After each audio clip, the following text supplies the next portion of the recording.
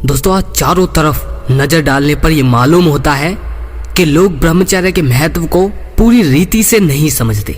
आज धार्मिक स्थानों पर भी प्रवचनों में लोभ न करने और मोह ममता को छोड़ने का और अभिमान का त्याग करने की बातें तो कही जाती हैं, लेकिन वहां भी ब्रह्मचर्य की या तो चर्चा नहीं होती और या अगर होती है तो उसे उतना बेहतर स्थान नहीं दिया जाता।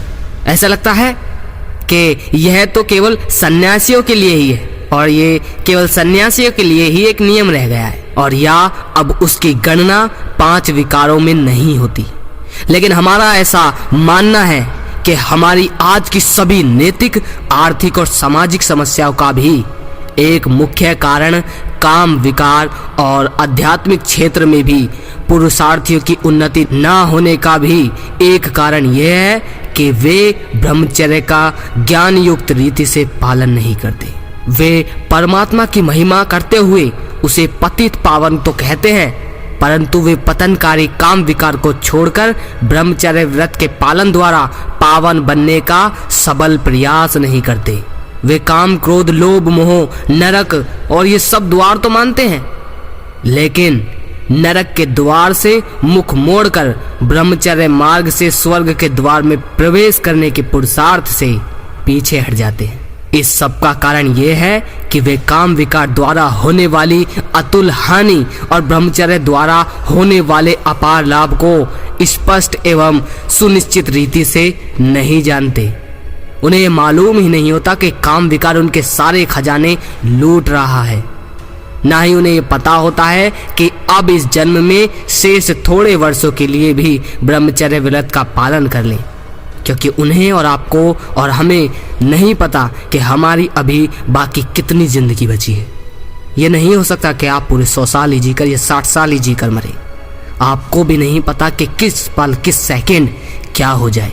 ब्रह्मचर्य व्रत का पालन करने से उन्हें हथेली पर स्वर्ग का स्वराज्य मिल सकता है। नहीं, ईश्वरीय आनंद की चाबी उनके हाथ लग सकती है और प्रभु जिससे वे प्यार करते हैं वे प्रेम पात्र बनकर जीवन को धन्य कर सकते हैं। दोस्तों, वैज्ञानिक, मनोवैज्ञानिक, ऐतिहासिक, आर्थिक, सामाजिक, नैतिक पहलुओं के हिसाब से ब्रह्मचर्य के बारे में ये सब क्या कहते हैं? दोस्तों, कुछ लोग शरीर विज्ञान के आधार पर ये साइंस का जो रट्टा लगा कर बैठे हैं, वे वासना भोग को एक सामान्य और स्वाभाविक बात मानते हैं। दूसरे कुछ लोग इसे परमात्मा द्वारा रची सृष्टि में अनादित काल से चला आता हुआ एक सांसारिक विचार मानते हैं और कुछ लोग मनोवैज्ञानिक दृष्टिकोण से वासना को मनुष्य की मौलिक प्रवृत्ति में गिनते हैं और वे इसके त्याग को हानि समझते हैं। ऐसे भी लोग हैं जो वासना को ही प्रेम की संज्ञा देते हैं। कुछ लोग सोचते हैं कि सेक्स करने से प्यार बढ़ता है और प्यार का सही अर्थ यही है, ये भी मानते हैं लोग और कहते हैं इसके बिना जीवन शुष्क और नीरस है। इन सब के अलावा बहुत लोग तो ये भी प्रश्न उठाते हैं कि यदि इसे विकार मानकर छोड़ दिया जाए तो फिर ये सृष्टि कैसे चलेगी। फिर कुछ लोग ऐसे भी हैं जो वासना भोग को मर्यादा अथवा सीमा देने के पक्ष में तो हैं, लेकिन इसका पूर्ण तरीके से बहिष्कार नहीं कर पाते और इससे सहमत भी नहीं है। दोस्तों, अगर आज की स्थिति देखें, इस समाज की आज की दशा देखें, तो धार्मिक इतिहास के पन्ने पलटने से पता चलता है कि द्वापर युग के आरंभ से लेकर अब तक ब्रह्मचर्य को प्राय व्यक्तिगत साधना के अंग के रूप में ही अपनाया जाता रहा है अथवा इसे यम नियम के अंतर्गत आत्मा शुद्धि के लिए भी एक नियम के रूप में ही लिया जाता रहा है। साधु, सन्यासी, भिक्षु और पदारी मुक्ति को लक्ष्य मानकर तथा बाल बच्चे इत्यादि को बंधन जानकर घर बार के साथ साथ स्त्री का भी संन्यास करते हुए ब्रह्मचर्य पालन करते रहे। दोस्तों, ब्रह्मचर्य इसका नाम ही ब्रह्मा से जुड़ा है। यह तो इतना आनंदमय, इतना सुखमय है, लेकिन इसको धार्मिक पहलू से मत जोड़ना। ये सभी के लिए है। वीर्य को खुद में रोकना और इसकी शक्ति को समझना और अपने अपने प्रभु में जो जिस धर्म का है उसको मानकर चलते रहना, यही ब्रह्मचर्य है। नदियां बेशक अलग हों, मिलना सबको समुद्र में ही है।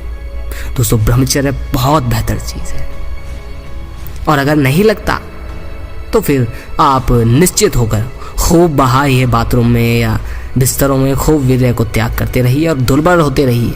मैं कुछ नहीं कह सकता, लेकिन मेरी तो यही आपसे विनती है कि आप लोग प्लीज़ इसका त्याग कीजिए।